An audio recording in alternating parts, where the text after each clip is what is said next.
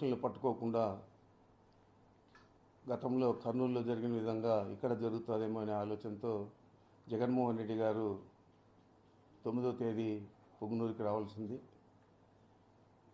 మరి ఎంత లోపల నిన్న 3 మంత్రులు ఇంకా తెలుగుదేశం పార్టీకి సంబంధించిన శాసనసభ్యులందరూ కూడా వచ్చి వివరాలన్నీ కూడా పోలీసుల ద్వారా తెలుసుకొని ఆ వివరాలన్నీ కూడా తెలియజేయడం జరిగింది. దోషులను పట్టుకోవడం జరిగింది. మరి జగన్మోహన్ రెడ్డి గారి ప్రోగ్రాం తెలిసిన వెంటనే ప్రభుత్వం స్పందించి చర్యలు తీసుకోవడం, మరి ఆ దోషులను కూడా కఠినంగా శిక్షించాలని చెప్పి మేము కోరుతా ఉన్నాం.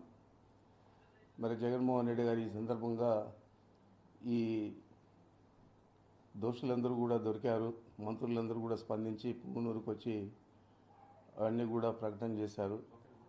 అందుచేత 9వ తేదీ జరిగే కార్యక్రమాన్ని రద్దు చేసుకోవడం జరిగింది. ఏమైనా దోషుల్ని మాత్రం కఠినంగా శిక్షించాలా, ఇలాంటివి రాష్ట్రంలో పునరావృతం కాకూడదని చెప్పి మరీ నేను కోరుతా ఉన్నాను. అంతే కదా. లేనిపోయిన ఆరోపణలు చేస్తా ఉన్నారు సార్. కనీసం వాళ్ళు భద్రత లేదు. కేవలం జగన్మోహన్ రెడ్డి పర్యటన ఉందనగానే వాళ్ళు కాగమేఘాలపై వచ్చారు. దీన్ని ఏ విధంగా చూడాలంటారు? అదే చెప్పాను కదా, జగన్మోహన్ రెడ్డి గారు వస్తారు, ఇదేదో పెద్ద ఇష్యూ అవుతుంది రాష్ట్రంలో అని చెప్పి స్వయాన ముఖ్యమంత్రి గారితో కూడా మాట్లాడించారు చనిపోయిన అమ్మాయి తండ్రిని. మరి ఇంత శ్రద్ధ గతంలో తీసుకోవాలంటే కర్నూలులో జరిగిన అప్పుడే తీసుకోవాలంటే ఇది పునరావృతం అయ్యేది.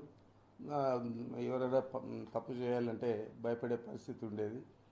మరి ఇప్పటికైనా కానీ ప్రభుత్వం స్పందించి చేసింది కాబట్టి ఇలాంటి పునరావృతం కాకుండా చూడాల్సిన బాధ్యత ప్రభుత్వాన్ని అని చెప్పి కోరుతా ఉన్నాను.